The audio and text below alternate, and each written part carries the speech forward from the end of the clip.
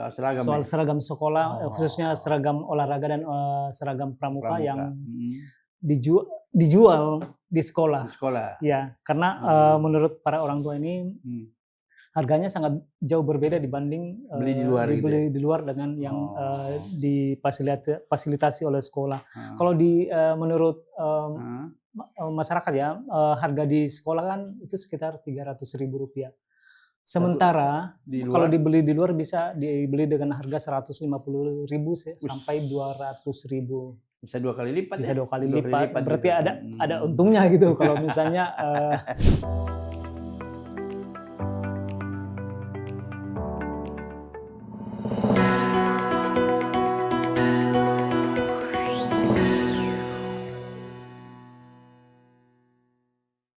Sobat Batam Pos, bertemu kembali dengan saya Muhammad Nur. Kali ini di edisi Hot News 30 Juli 2025. Nah, kali ini saya ditemani oleh redaktur senior di online ya, Bang Ahmadi Sultan.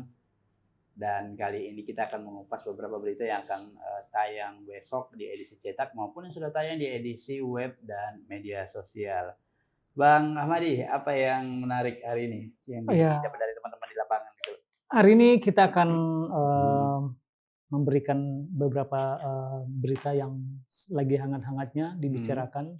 Dan salah satunya adalah mengenai keberatan para orang tua soal seragam sekolah, khususnya seragam olahraga dan seragam pramuka yang dijual di sekolah.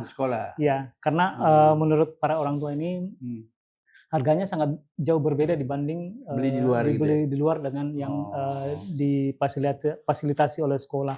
Kalau menurut masyarakat ya, harga di sekolah kan itu sekitar Rp300.000. Sementara kalau dibeli di luar bisa dibeli dengan harga Rp150.000 sampai Rp200.000. Bisa 2 kali lipat. Bisa 2 kali lipat. Berarti gitu. ada untungnya gitu kalau misalnya dijual seharga Rp300.000. Seharusnya sekolah tidak boleh berbisnis ya. Karena adalah ekonomi dalam keadaan tidak baik-baik saja. Tidak baik-baik saja. Jadi seharusnya sekolah memahami ini. Iya. Dan Dinas Pendidikan pun sudah katanya sudah ada warning ke sekolah. Sudah menyampaikan himbauan kepada sekolah supaya tidak mewajibkan siswa untuk membeli di sekolah. Jadi gitu ya mereka diberi kebebasan untuk membeli di luar selama itu masih sesuai dengan bentuk seragam yang ditentukan itu. Ya. Tapi biasanya gini, kalau orang tua tak beli di sekolah nanti gimana gitu anaknya gitu. Ini yang ada perasaan nggak enak, tertekan karena adanya mungkin semacam kewajiban di sekolah harus membeli. Biasanya dikelola oleh koperasi sekolah biasanya seperti itu. Jadi mungkin ya kita berharaplah tidak ada, walaupun itu koperasi tidak ada pemaksaan ya. Tidak ada pemaksaan. Karena ya kebebasan. Yang mau di sekolah silakan monggo.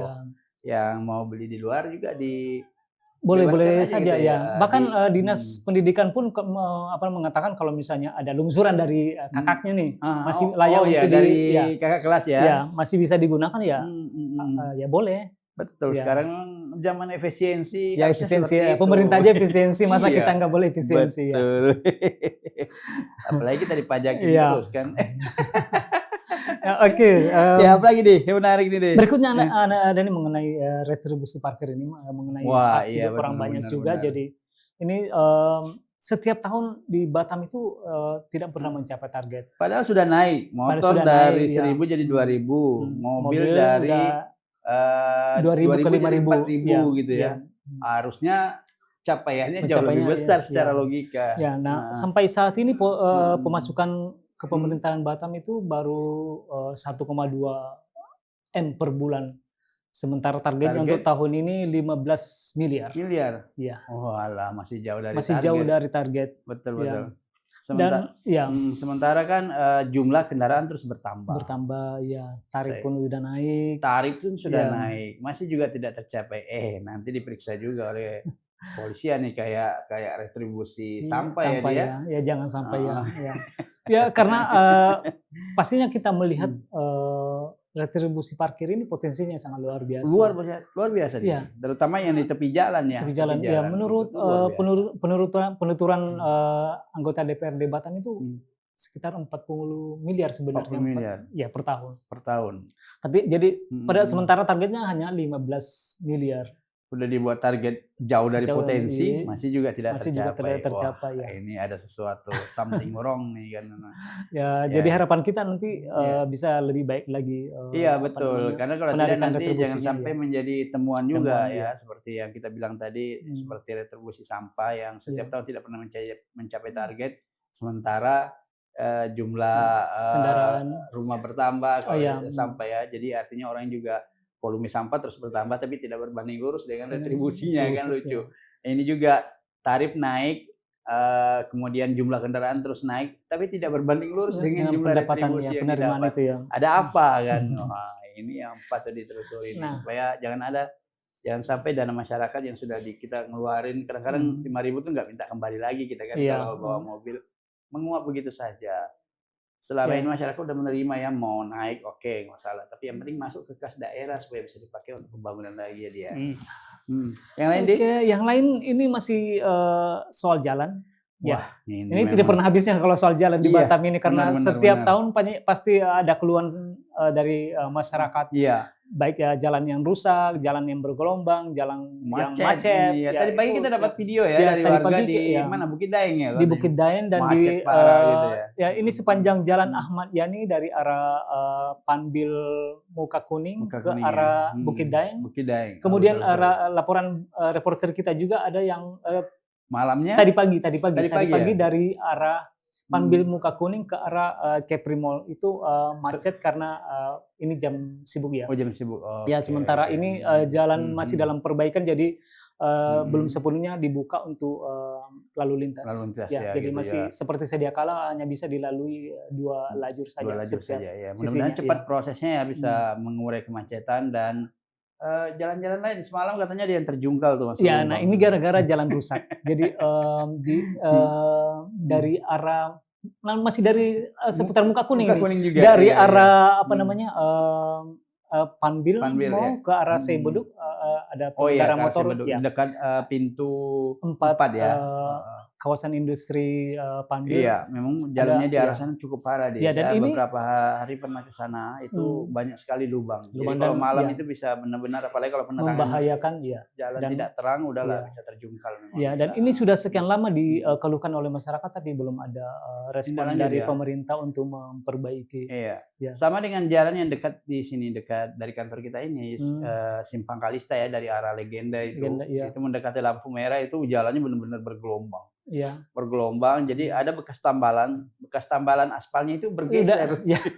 Sudah terkelupas ya. Terkelupas bergeser sehingga menimbulkan gelombang yang baru yang luar biasa rusaknya dan mengganggunya gitu. Ya harapan kita pemerintah segera memberikan perbaikan jalan-jalan yang rusak ini supaya tidak membahayakan pengguna jalan. Bagi masyarakat sih sebenarnya sederhana. Pemimpin itu bagi mereka bagaimana jalan mulus, retribusi, pengangkutan sampah lancar kemudian semua retribusi yang dikeluarkan juga parkir lancar gitu ya. Tidak ada hambatan, tidak ada kendala. Itu sederhana aja yang hal yang menyangkut dengan pelayanan kesehatan kan. Sederhana saja, tapi kalau yang hal-hal yang prinsip begitu juga nggak beres kan. Ini menjadi pertanyaan juga nih gitu loh. Apa yang menarik nih? Yang lainnya soal program makanan bergizi. Ini sekarang menyasar setelah di sekolah negeri sekarang udah menyasar ke sekolah madrasah yang dibawa Kementerian Kemenak ya. Kemenak ya. Ya sih kita berharap semuanya juga dapat. Jadi apalagi di bawah Kemenak juga di sana ada sekolah madrasah aliyah, ada ibtidaiyah, ada sanawiyah, dan ada yang boarding itu atau pondok pesantren juga. Mereka semua juga anak-anak bangsa yang juga butuh suplai makanan bergizi. Iya, dan seharusnya merata di semua sekolah ya, tidak memandang ini sekolah negeri, sekolah di bawah swasta atau di bawah Kemenak, di bawah dinas nih, pokoknya semuanya harus sama kan. Karena ini programnya untuk semua, untuk seluruh siswa gitu ya. Kita berharap secepatnya ya bisa merata karena Kadang-kadang anak-anak ini dalam satu rumah beda sekolah. Iya. Oh, saya Tapi sudah dapat, ini saya belum belum. dapat. Ya bisa saja menimbulkan Iya, kecemburuan ya antar sekolah, antar apalagi kalau siswa. pulang tuh cerita, Iya. oh tadi enak nih MBG-nya nih ada susunya, ada ininya. Sementara yang ini belum dapat. Belum dapat ya. Kan kasihan juga ya. Iya. Artinya pemerataan gizi ini nggak tercapai kalau misalnya semua sekolah itu nggak dapat gitu. Iya. Mudah-mudahan dapurnya terus bertambah dan Iya. semua bisa terlayani. Targetnya sampai akhir tahun ini kalau nggak salah di Batam itu 30 dapur. Iya. Kalau 30 dapur itu prediksi sudah mendekati 80-90% bisa terlayani semua sekolah gitu kan. Nah, sebelum kita tutup, ada informasi nih dari Bea Cukai bahwa hasil tangkapan mereka selama 1 semester 2025 ini nilainya itu mencapai 4,3 triliun ya. Oh, luar biasa ya. Luar biasa nih, banyak dia mulai dari rokok, mikol, narkoba, banyak sekali tangkapan yang baik di Batam, Tanjung Pinang maupun di beberapa wilayah lainnya di Kepulauan Riau. Karena memang kita jalur penyelundupan ya. Ya memang harus kuat di laut ini. Jangan sampai mereka memanfaatkan kelengahan dari aparat di laut kita untuk menyelundup barang-barang yang akhirnya merugikan negara gitu ya. Ada tambahan, Di? Ya itu saja saya pikir ya. Untuk berita lainnya bisa dibaca besok di batampos.co.id ya, dan bisa juga sudah banyak juga yang bisa disimak di media sosial Batam Pos. Ada Instagram, ada Facebook, ada TikTok, ada X, dan apa lagi Thread juga ada nih.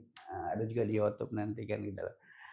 Nah, terus bersama Batam Pos karena Batam Pos selalu menghadirkan berita-berita akurat dan yang paling penting adalah terkonfirmasi dan mengikuti kaidah jurnalistik yang ada.